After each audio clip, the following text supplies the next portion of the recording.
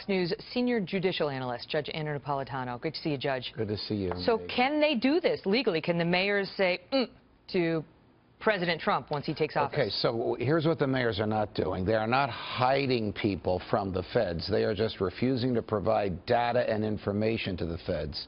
And the Supreme Court has ruled the federal government cannot commandeer local police and make them work for them.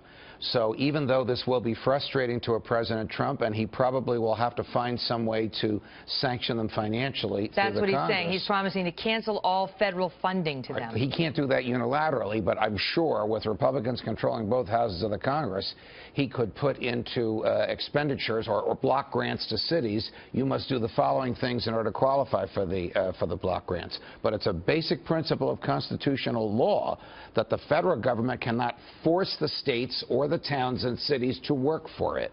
So Mayor Emanuel, Mayor de Blasio, Mayor Garcetti are within their legal rights to do what they're doing. But what's happened is sanctuary cities get carried out in a number of different ways. Like, for example, in Chicago, they originally just stopped all city agencies from inquiring about immigration status when they provide services. So it's like, don't ask, don't tell. We don't want to know. Well, and in other cities, they just refuse to cooperate when ICE issues a detainer on an individual. It's like, didn't happen, didn't see it.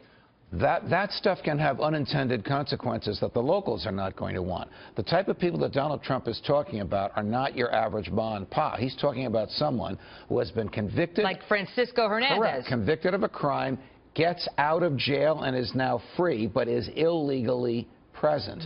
Allowing that person to stay in Chicago is going to harm the citizens of Chicago. So what are the federal government's rights? I mean, if Donald Trump tries to take away funding and he gets something passed that says your federal funding is done until you comply with the law, until you actually do inquire about immigration status or enforce the ICE detainers, I mean, it's a real show of will between the federal government and the states. Well, look at how hard up the cities are for cash. The federal government's going to be dangling billions in front of them. They're probably going to cave on this because they're going to want the cash. And if they don't cave and don't get the cash, there'll be tremendous local political pressure on them to do so. But they are legally and constitutionally within their right to say to the federal government, we're not going to work for you.